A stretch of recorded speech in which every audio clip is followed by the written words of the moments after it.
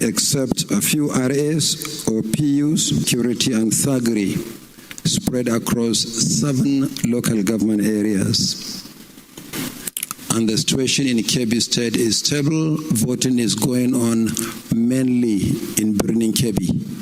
But earlier it affected Birnin Kebbi and a part of Argungu, but mainly in Birnin Kebbi. But we have a situation in Bayelsa State, particularly in the capital, Yenagoa, where in 4 wards, wards 4, 6, 8, and 14, involving 141 polling units, the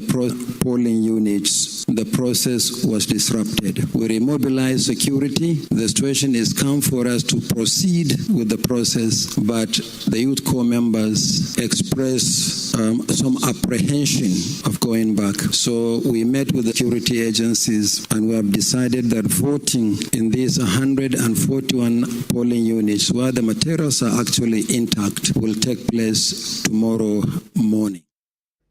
All right, so, some fresh updates from the INEC chairman there. As you can see, as you can hear, polling will be deferred till tomorrow in some polling units. So generally, what do you make of the latest briefing by the INEC chairman? I'm taken aback at the very extensive disruption of the electoral process in Bayelsa State. Ordinarily, Bayelsa State is not significantly a contributor to the electoral violence process, electoral violence problem. But to have disruption in such a whooping amount of polling areas, as 140, I thought I heard the INEC chairman say that's monumental by Bayelsa State's standards. Don't forget, this is a state that has only 8 local governments. Bayelsa State, in terms of local government, is less than 1/3 of Osun State. And if you could have disruptions in 140 of polling areas in such a state, then that violence or that disruption must be of monumental standards. Therefore, it is a shame. And our citizens or the patriots that are there need to rise to the occasion and activate the office of their citizenship to defend their right to vote and to get their representatives in that state. It is not only the security agencies too that can do it. Citizens also can do it. They can defend their votes, may be dangerous, but you don't get developed by sitting down. Every kind of development, security, economic, financial, political, all of them are costly. And they are always at the cost that patriots must be ready to pay.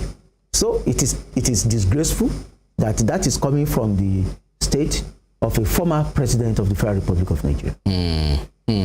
Mr. Ademiluyi. I'm not, unlike Dr. Oguyemi, it's one of the few occasions when I have to disagree with him. I'm not surprised at all. I know Doctor was thrown aback by the amount of units, I think 140. The fact is that if you have followed the trend of this election over the last 6 weeks, I'm not going to mention any names, so it's unfair on your station. But politicians have made tactical alliances with criminal gangs and local warlords.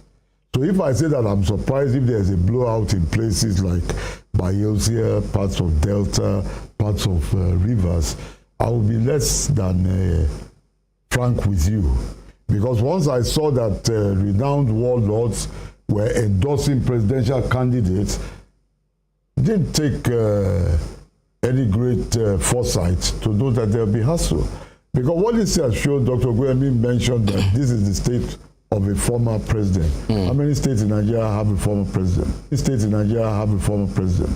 But it also shows that what I keep saying about that this country is a classic textbook example of the development of underdevelopment. It's unfortunate that we're where textbooks were written about in the 1960s. Because if you say that people have been getting derivation money, they've been getting monthly allocations and stuff, it has now reflected after God knows how many tens of billions of naira worth of allocation and some puny internally generated revenue, that you now have a human development index in which 140 polling units in a state, as Dr. pointed out, with only 8 local governments. That is fewer local governments than Osun East Senatorial District. It shows that what they have in places like that, and you cannot single out Bayelsa alone, are a self-centered political establishment who have refused to invest in human capital. And this is the end result. Because nobody's child who is being trained for a future, or who has been trained for a future, no matter how difficult a temporary economic hiccup, is going to be involved in this kind of smash and grab in 140 polling units. If this doesn't make us look, I think the situation we have in this country, I'm very sorry to say this, a large part of the establishment in Nigeria are too far gone to take this, to be bothered about this thing in the way that you and Dr. Oguyemi are, and I'm sure in the way that Femi is. It's a shame. It shouldn't have happened. 8 local governments and you have 140, and then only they said they are rescheduling the thing till tomorrow. Only God knows what is going to happen. But I don't think we are going to learn any lesson from it. Let me say this. The entire Osun Central, we have 10 local government. Osun West has 10 local government. I think the same thing is applicable. Yes, no, Osun is as 10, and then one area office. And then one area office. And then one area. So now, 140 polling units, may I categorically say that they are going to reschedule the election of the entire Bayelsa state? 140. That's not we should not deceive ourselves. Unfortunately, again, Mr. President Jonathan came from that area. That means those who want to represent them at the National Assembly, I won't call them names.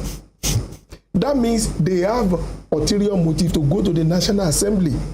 This is a state-sponsored violence. I want to believe that it's all because some people, they lost at the primary. That is the more reason they want to thwart the liberty of those who have the opportunity. It's a shame that we have that kind of thing within Bayelsa State.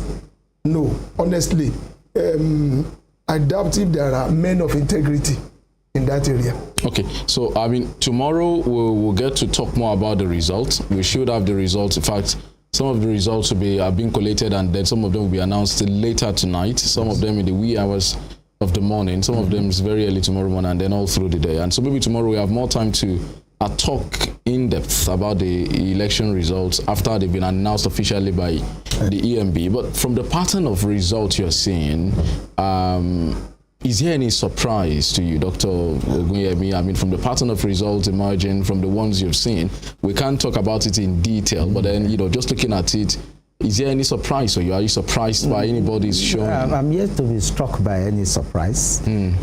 Surprises are possible in politics, yes, but I'm yet to see anyone in some of the results that correspondents have shown. But barring any, yes, I cannot see a situation in which any magic different from the pattern of Nigeria's political history will happen. I think it will still go by history. The only thing is that we are likely to see the emergence of a third force in the Nigerian political firmament. And that third force may actually be the catalyst for political alliances in the country for the next 4 years. Brilliant. That's brilliant.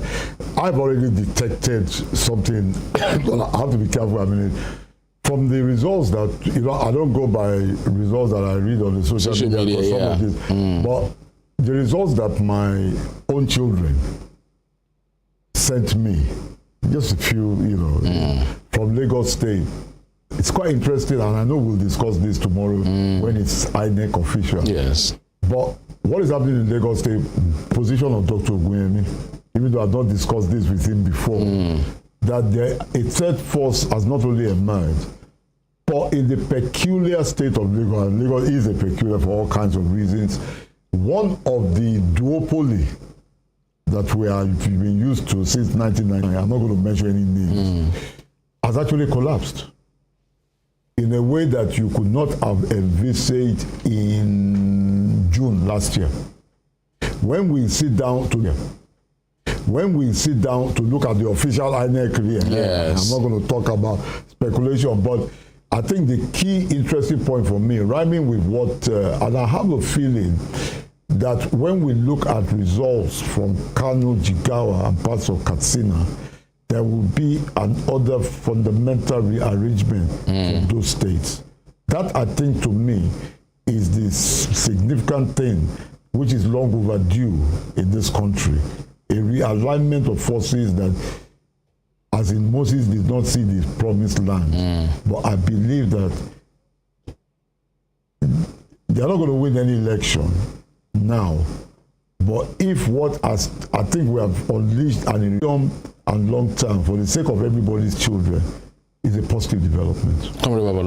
I want to be silent a little bit, but if I want to talk on the few ones that I've seen, I am surprised in some areas. And then I don't want to say the final answer. But if those results, then Nigeria is I'm beginning to have a rethink about the nation called Nigeria. Let me be quiet until tomorrow. Okay, so some concerns about INEC backtracking on the major promise it's made. I talked earlier on about the INEC result viewing portal.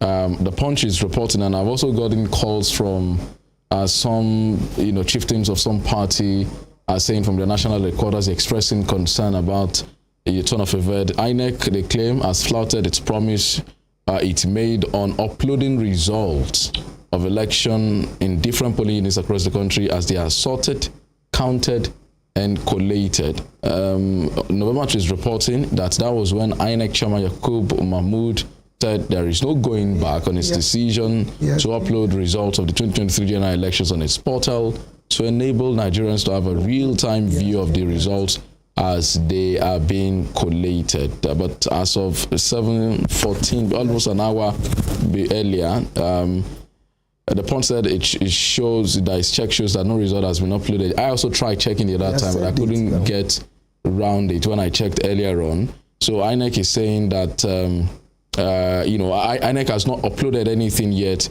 and some people are already calling saying, is anything wrong? If a promise was made, and this was actually this case with the Osun election, I think also with the Ekiti election, people were able to access and check real-time uploading of those results. Is it because we are having a general election now? Is it because of logistic issues? Or should people be suspicious of something happening? I don't think anything is fishy. If Punch says that INEC gave a promise, I'm so glad Punch restricted itself to using the word promise. Yes. Promise is not a law. If you can promise and you can fail, you only need to explain to some people that this is why you have not been able to meet up with your promise. But it's so clear that INEC has seen the handwriting on the wall. They know the booby traps that the judiciary can immediately resuscitate or excavate to begin to impugn upon its statistics. And therefore, I suspect that INEC has been erring on the side of caution by not bringing those things on. Because once internet does not forget, once you upload, you can therefore not be hard to complain that what you have uploaded were not the truth, the whole truth, and nothing but the truth. But it appears there are two different portals here. So there is the INEC server. Yeah. Then there is the result viewing portal. Reconciliation of figures at times, there may be, even if it is not that way, there may be still arithmetic figures, arithmetic errors. You may want to write 211 and you write 112. You go check out at times, you too, when you want to press some figures with respect to phone numbers. Instead of 906, you can write 960. Such arithmetic errors, which can only be resolved by going back to the original form EC8A, INEC may not want to commit what is called. So you're saying we should hold on now from condemning. There's nothing INEC can do about this result. His results must come out by tomorrow, especially in respect of the House of Representatives and Senate. INEC cannot complain tomorrow, at least tomorrow by 2 p.m. that there are no results. There must be results in significantly bigger areas or larger areas of Nigeria in terms of those National Assembly elections than even the presidential elections. All right. Okay. So, I mean, is there anything to worry about, Mr. Ademiluyi? I mean, the premise was made in November last year. Now, unlike what happened in Osun election, where I personally was also tracking, as I was in the studio that time, checking the result, but that seems not to be the case now. I'm a bit disturbed by it, but I think I want to go along with Doctor that maybe they're just being exercise some patience. Okay. On the side of culture. I like the turn of phrase. I think we should, but definitely, I think by 2 o'clock tomorrow. Yes. It's probably better, you know, in this untested news of this thing, to err on the side of caution. I think we should hold that position until about 2 o'clock tomorrow afternoon. To be fair to INEC, yes. Okay. You know, about 2 weeks press conference, that is, Professor Mahmoud said that they will upload the result, and there is another server they are going to do it again another way, and he said because so that people will not hijack it. And when you look at what happened in 2019, when Atiku took the matter to court, that what he saw at the server, he won the election. He even mentioned the millions. But you know, Yakub only told him, we are only test running. But this time around, the synchronization theory in Osun, I think because of that has made the man to say, even when you send your result, we still have to wait. So I think they are applying caution. Okay. Well, so just before what we ran the conversation of will be to talk about that what we need to do. But there's a report on the cable saying that certain officers, you know, were on the field. ICPC, and one of our correspondents talked to us about the fact that ICP were also in the field, but in Imo and Abuja, the teams were actually attacked by voters. So there is a case in Imo where the EFCC said, okay, let's start with Abuja. Political thugs near Chief's Palace in Buhari area of the FCT were attacked. So the attack followed the arrest of a man for allegedly masterminding a well-orchestrated vote-buying procedure at the polling unit situated at Science Primary School, Buhari. The team had arrested a suspect said to be about 30 years old and retrieved from him a list of beneficiaries he had already paid some money to through an online banking app. I play likely to note that. So shifting. It was at the point of moving. It was at the point of moving the suspect away from the polling unit that the thugs attacked, smashing the windscreen of the commission's patrol van. They only retreated into their hideouts after the commission's operatives responded by releasing warning shots before members of the Joint Task Force team comprising of DSS, the police and others arrived at the scene. And that incident was immediately reported at Buhari Police Station. And so similarly, he said there was another one at Unit 001 Man Primary School behind Chorobim Junction. That was in Imo. Okay, that was in Imo. There were attack and shots at by unknown persons, 2 black Prado SUVs and 1 white Hilux outside the polling unit suspected to be buying votes. And that was, you know, the case also in Imo State. I mean, so these incidences of having the brazenness to attack FCC officials who came to forestall vote buying.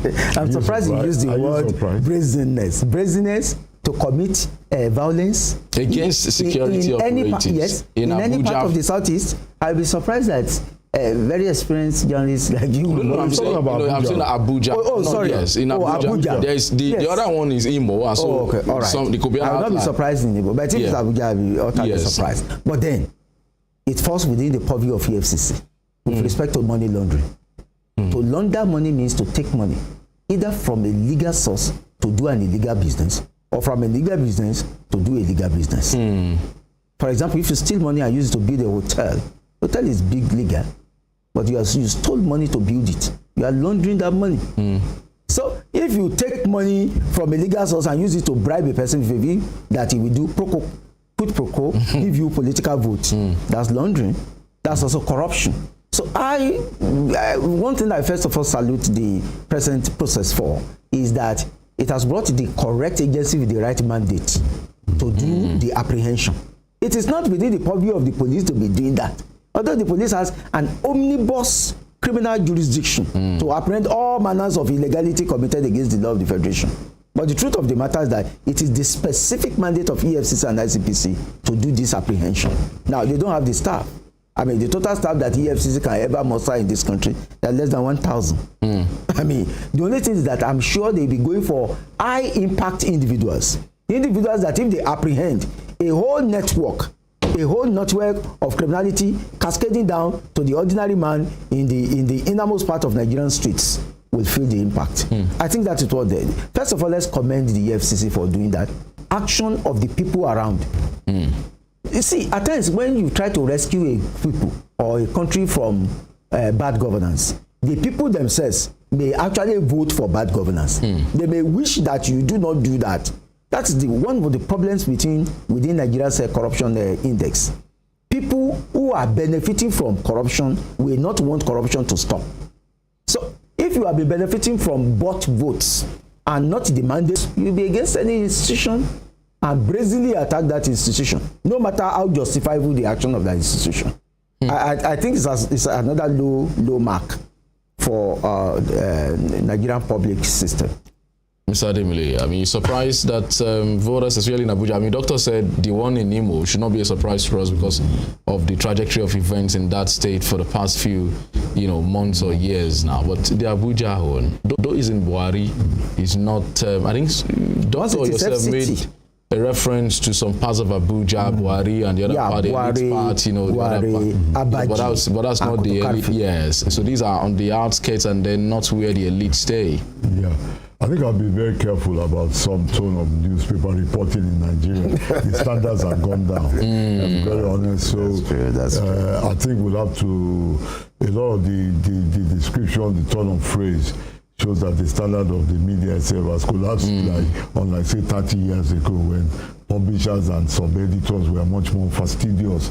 But nevertheless, I'm also looking at the operational issues that are involved, because before the EFCC goes after everybody, I think there ought to have been policing reconnaissance to give them protection and even backup and even some proactive things. Look, the fact of the matter is that a lot of this thing has to do with the operational inadequacy and the method of recruitment and selection into our internal security services.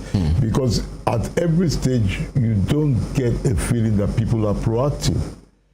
For example, in the United Kingdom, before you can enter the equivalent of the DSS and certain agencies of the police force, you must show either you already play chess, or you must show the aptitude, the capacity to quickly play chess. It's part of the grading and promotion system. Because somebody who plays chess, it has developed your critical thinking and your logical faculties.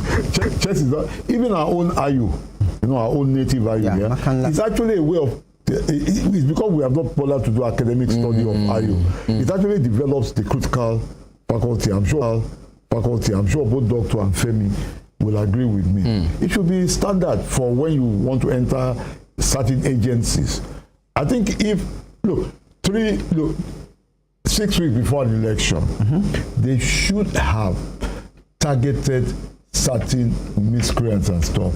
Where I live in Yaba, in Butemeta in Lagos, everybody knows where the worst beings are hanging out in Yaba.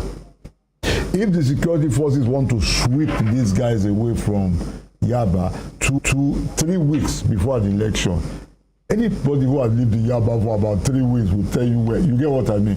I think they should have been more proactive, because they are actually exposing the FCC people who are doing a wonderful job to danger. Yes. And I think that should be condemned, because there should be, there should have been some detailed groundwork and preemptive actions before, because you're exposing these people to say, while they get disincentive, desensitized, and then that's a problem for the state. Let me put my thoughts in a miniskirt form. If this could be done where the vegetations are green, what of the savannah area and the top north? No, we have not heard the activities of the EFCC as far as the core north is concerned. But if they could spend money at Gwagalada for the voters. What will happen in the far north? We will soon hear. I am not surprised at all as far as Imo is concerned. But the seat of power, Nigeria is sitting truly on the gunpowder. Okay, so I mean, let's talk. We hit a home stretch now. We'll be closing our studios today by 9. But let's talk about and we'll continue the conversations. After you close? Okay, so I have to just touch it. What should the next president of Nigeria focus on? What are the priority areas for the next president? For the next set of leaders? Let me make a general statement. Yes. I do not envy the next president of the Federal Republic. He will have monumental problems in his hands. And those problems will consume his 4 years. In fact, he will never be able to rest. The next president? Oh, of course, I can prophesy that he will have a babel of troubles. And his roads shall be rough, according to Tai Solar. But let's look at the areas, what will bring his problem. Number one is that Nigeria is insolvent. More than 90% of our total current revenue is spent on servicing debt. You heard me right. I didn't say paying debt, servicing debt. 90%, that means 90 naira out of every 100 naira we earn goes into debt management. That's one. That means there's no money available for capital development or any infrastructure. So you must go a borrowing to be able to build ordinary road of just 1 kilometer. And that is Nigeria's status now. Now, how much are we owing? We are owing an amount of money equal to our 2 years budget. 77 trillion. Our 2 years budget. That's what we are owing. And to be able to amortize, to pay this debt, setting out, not even paying, to service them regularly, we will need an amount proportionate to 60% of Nigeria's total income, either from domestic or external income, to be able to do ordinary full servicing.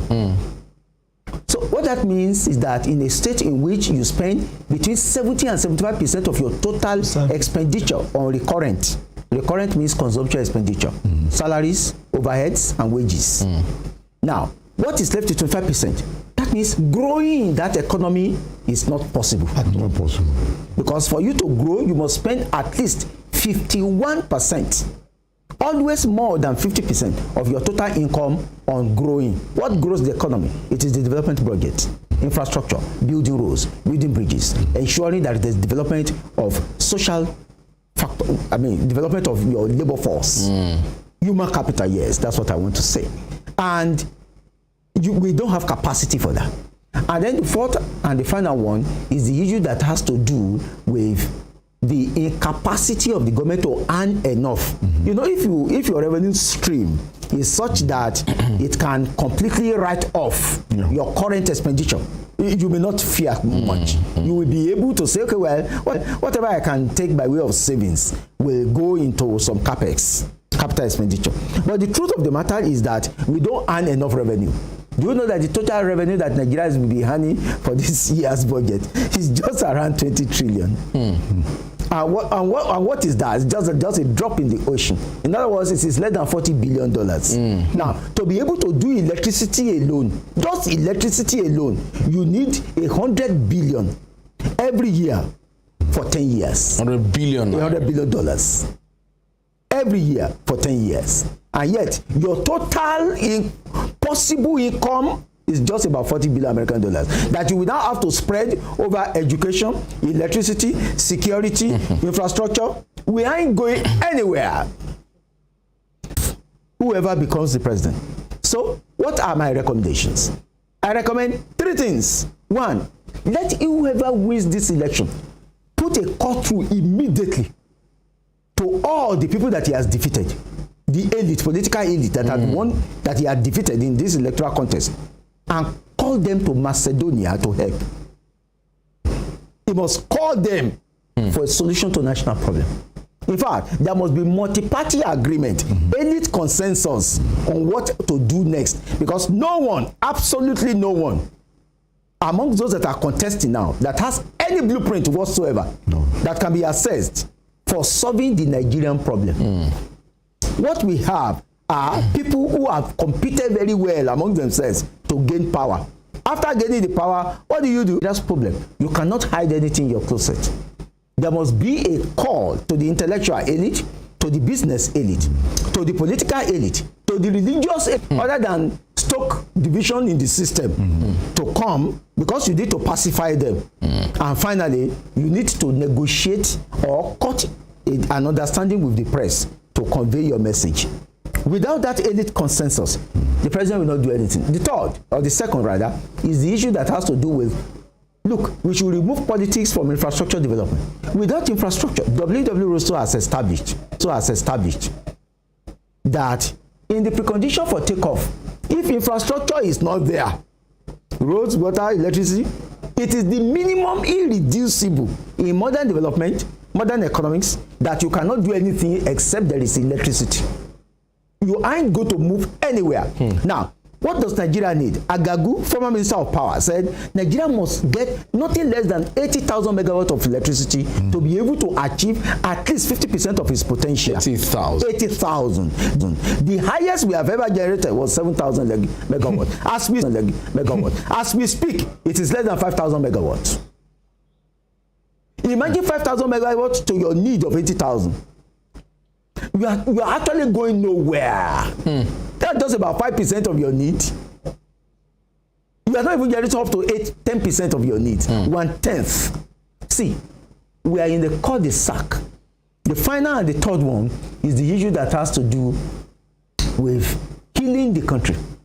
See, we have become so fundamentally divided that the issue of national solidarity, equity, and fairness has been expunged from our dictionary. We have become so divided in the country that without the healing, national healing, we are not going to call elite consensus cannot be possible. 2, generating more revenue cannot be possible. Infrastructure takeoff cannot be possible. The issue that has to do with national understanding cannot be possible. So we must heal. How do you heal a country that has become so as a result of nepotism?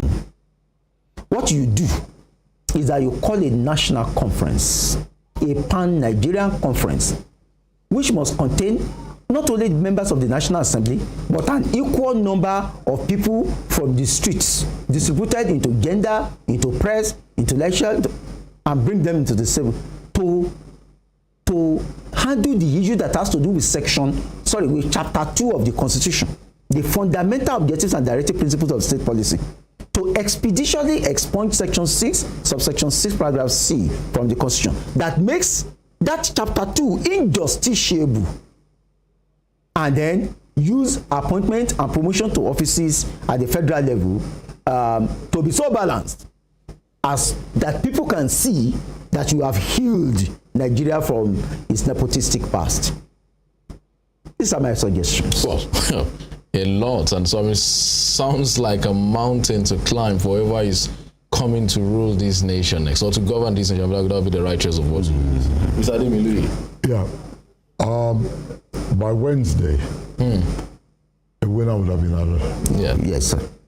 Very good. The difficult part now starts, because it will be delusional to be euphoric. The guy would have been handed a poison chalice, and if he's not careful, it could be a Pyrrhic victory. My own position is absolutely clear. I can't see anybody getting 35% of the vote in this election. It's not possible mathematically. That means that somebody is going to have 34% at the best. It's nominal spread in 24 states, but that's not what is needed. Because what is needed now is that all the postponement of the evil day, stretching back to the time of Goodluck Jonathan, you've got to now confront it. And it's going to be nasty. Push it forward again. The margin, what Dr. Oguyemi has made clear before, the margin of error to push anything forward has gone. There's no margin of error left. We're in injury time. Yes. You get what I mean? And look, you're going to have to you cannot implement your Onsari report. You can't postpone it again. Unify multiple exchange rates. You cannot. Eliminate the subsidy regime. You can no longer, don't let anybody deceive you, postpone it again. And you're going to do all these things in a fragile situation, suspicion, because whoever wins this election is not going to sweep 6 geopolitical zones. It's not. Its compelling presence will be 3 geopolitical zones at best. The compelling national force that you need to take nasty, brutal decisions. That means that what this country needs is not going to get it. Unfortunately, you see, this is the problem. It's not going. What, in my opinion, that's just my opinion. So we'll be moving in circle. Yeah. What this country needs is to take from Dr. Oguyemi an elite consensus. Have a national compromise that will last for 15 or 16 months. Yet, because you've got to have a coalition, a consensus of political society working in tandem with civil society, the clerics, the regional, your Afredi, your Kiriko Indigo, your Arewa, because you are in an emergency. So you've got to say, look, we'll start abusing each other again after the end of 2024. Something like the Italian... The Italian historic compromise saved the Italian report. There was not, I was in my first year at the university there. The historic compromise in 1971 held, because Lombardy, the richest part of Italy, which is like our old Niger Delta, if there had been no historical, they would have left Italy within another 5 months. I have nobody has any doubt about that. And look at the ideological difference between the Communist Party and the Christian Democrats to save the country. So the historic compromise lasted for only 14 months. Professor Ademiloye, is it a fair comparison? If you look at the Nigerian state and our diversity, our ethnic diversity, our heterogeneity, and I mean compare it with Italians. Yeah, they're comparisons. Who are they're comparisons. The only thing that Italy is different from us is that 90% is Catholic. But the regional cleavages, the mutual suspicions between the regions is as bad as now, even worse. During this, it was worse. Yeah. Then they had the mafia problem in Sicily. You don't have Venetian. The Venetian. Italy is as diverse as diverse as Nigeria. The only thing that Italy had is that everybody belonged to, or 92% belonged to the Catholic Church. Nigeria, regional disparities, suspicions, corruption, these were everything, and then you don't even have the organs. And those guys were vicious people. Yeah. But the thing was, the historic compromise lasted only 14 months. But it saved the country. They wrote a brand new constitution. They reinvented the currency, because the lira was useless. They reinvented it. They wrote a brand new constitution, and most significantly, in terms of the Ronsaye report, they reinvented their civil service. You cannot have, look, whatever ideological foundation you have, whether it's a capitalist system like the United States, whether it's the Chinese Communist Party, the bedrock is a civil service. Yeah. You must have a technically efficient civil service. In 1964, when Harold Wilson became Prime Minister of the United Kingdom, he said the Open University was his greatest achievement. But to me, Wilson's greatest achievement, which we should have learned from since 1964, was the establishment of the Government Economic Service. Harold Wilson outbidded the banks, the insurance companies, and took the best economic graduates. That's why today the British government can give contracts for drugs to be delivered to the National Health Service in 2030. The Government Economic Service is so proactive that although they recruit mathematicians, they now convert them into econometricians. Yeah, and their public service. And this guy, look, okay, 23 today, February 25th, the British government is already negotiating with pharmaceutical companies the drugs to be delivered in 2030. In 2030.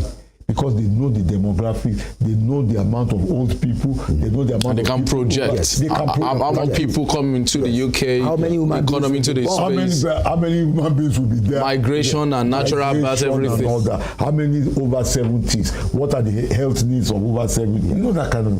The fact of the matter is, these people, I'm sorry to depress your viewers, they are not before Femicon. These people are not taking this thing seriously. They are not. This country is in a very difficult, and the next 15 months is make or break. When injury time, I will put Nigerian problem into a triangle. Security, because the three are connected: security, education, and economy. I wouldn't want to repeat what it has been said, but I think the two other guests, they make a very relevant of one thing, which I think I'm going to talk about. If you wake Awolowo up today from his grave, including Dr. Nnamdi Azikiwe, to come and oversee the nation, they will fail with this present constitution until we throw away this 1999 constitution and we sit down together with all other ethnic nationalities. We can bring out a very good constitution. Nobody can operate with this system and not going to fail. So all the people that are coming, I don't want to know whether Yangida or Babangida. Honestly speaking, the first day he will fail if such a person will not address the constitution. We want new constitution. This unity constitution will take us to hell. Well, so we need to go. We have just a few minutes to run, but I should ask you: do you see this election? I don't know how it's called in parliamentary. It says a hung parliament. So do you see the election maybe not producing a clear winner at the first ballot, perhaps going into a runoff? This election will produce a clear winner, a clear president in the first ballot. You're sure about that? Oh, I'm very sure of that. Because, leopard don't shed their spots. You say leopard, it continues with his spots because the history is there. And then the second thing is the issue that has to do with the National Assembly. It comes to national, except in recent times, you hardly find the party of the president controlling 2/3 of the National Assembly. It's always split. For example, APGA has consistently been represented in the National Assembly since 2007. Labour Party at times had party. In fact, our court party had the representation in the National Assembly. And we had people from maybe young people, YPP, from I think from Anambra State or so. Yes, that's Senator Uba, Ifeanyi Uba. Yes, it is true that we have been finding dominant and predominant parties, but hardly have we found a single party controlling 2/3 in both the House of Assembly and the Senate, except from 2015. So you don't see any runoff coming? I don't see any runoff coming. This election will lead to a clear winner. Mr. Demiloye. By Wednesday, there'll be a clear winner. The structures are so firmly entrenched that because actually a runoff will be better for the country, because to win a runoff you have to get 50% plus one. But there's no doubt that there'll be a winner by Wednesday afternoon, 4 o'clock. What should disturb you, though? What should disturbs me anyway? Nobody's going to get up to 34% of the vote. I can place a bet on that. And to govern in where you have to make ruthless decisions with 34%. And then what is the nature? We are used to a certain kind of National Assembly. My own projection is that the National Assembly will be more fractured. No 2/3 majority for any No party. 2/3 majority. I believe that the smaller parties, for want of a better word, will make gains in the National Assembly, which we will see tomorrow afternoon, which means that the duopoly of APC, PDP National Assembly will be gone. But that shouldn't be a problem if you have a serious leadership, because the best example I always give is the 8 years of Ignacio Lula da Silva. In 8 years, Lula da Silva pulled out Of Brazil. Of Brazil. Yes. He's back now. He's back now. But in those first 8 years, those first 2 terms, he pulled out 40 million people out of poverty. That is the figure of the World Bank, not Lula da Silva's figure. In the significant thing, in view of what we are going to move into now, is that at no time in those 8 years did the Workers' Party, that's Lula da Silva's own party, have more at the best time than 40% of the National Assembly. But in spite of the fact that the Workers' Party was always a minority in the National Assembly, he managed to get budgets through, get this one through, get that one through, and put 40 million people out of country. That's more than the population of Ghana. Yes. He did it. So what I'm saying is that even with a fractured National Assembly, even with less than 34% of the vote, if an exceptional leadership can do a lot of things, and even turn adversity into a forward trajectory for this country. Yeah. But do you see, whoever wins this election, my last word before we start, he must be able to transform from a leadership, from a politician into a statesman. Tony Blair made one point. That's it. That, when he and Bill Clinton, they got close when they were both prime minister and president. So Clinton, they were just joking one day. And Clinton said, well, whatever they say about me, people will say, I know I'm a man who knows how to win elections. So Blair said, no, I don't want to go into history. I'm just a man who knows how to win elections. And I would like to go into history as, if not a real statesman, at least a small statesman. So whoever wins this election on Wednesday, he will know, he should transit, for the sake of all of our children, from a politician into a statesman. Well, I think I believe all that we have said. But one thing that I think I can see is we are going to have a vibrant National Assembly. Political parties. I don't know who's going to be the major or the minor, but I can see to some extent the Saraki type of National Assembly where the yes from the executive may be nay at the National Assembly. Well, thank you very much. Insightful analysis all day today on our Mandate 2023 studios at Western Spring Television and Rave 91.7 FM. So we'll take it off from here tomorrow morning when we come to expand this. And so tomorrow also we'll be looking, as we look at the results, also be looking at short, medium to long-term steps.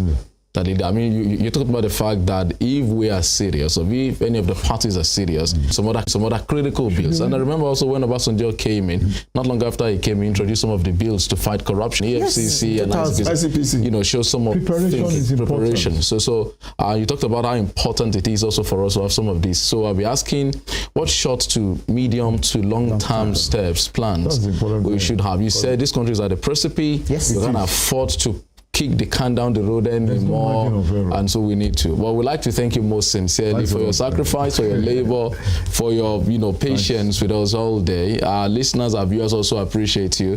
Dr. Tunji Ogunyemi, Associate Professor of Economic History at Femi Awolowo University, Ife, a policy analyst, a legal practitioner, a budget historian, he's all rolling to our yes. Thank you so much for coming, sir. Thank you so much. It's the all day. And Mr. Komi Ademilu is also, I like to say again that he's a prince and he should be treated as one. He's a former chairman of Daily Independent newspapers editorial board. We thank you so much for coming this all day, Mr. Kamili. Thank you so much, sir. A lot for you. And Comrade Femi Babalola, who is a journalist, as a public affairs commentator. We thank you so much for joining us today also. Well, so that's the show today. We'll be back here tomorrow. Join us tomorrow for another time when when we will have the results. Then we'll be talking about some of the results, the federal constituencies, the Senate, and then we'll be projecting into what's happening with the presidential election, and that will be tomorrow. Femi Olanikwekun is my name on behalf of the entire team here. Cameraman, the director, the producer, both ends at the TV and at the radio. We thank you. Wish you the very best of this evening. Good evening.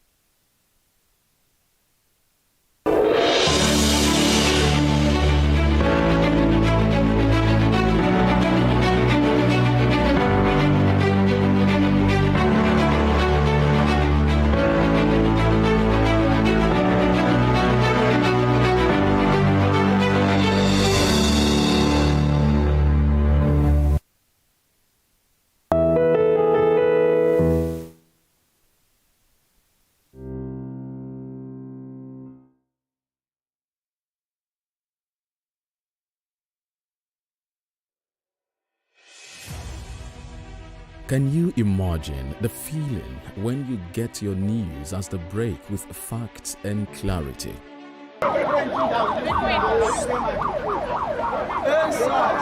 Our news are reported as it is. In Africa, and all those who masterminded the way it happened will have to pay a price. Enjoy Western programs, projecting culture and tradition to the world.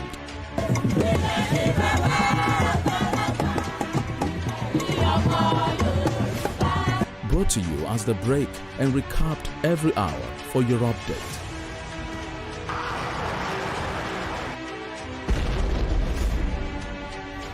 We must never forget the sacrifices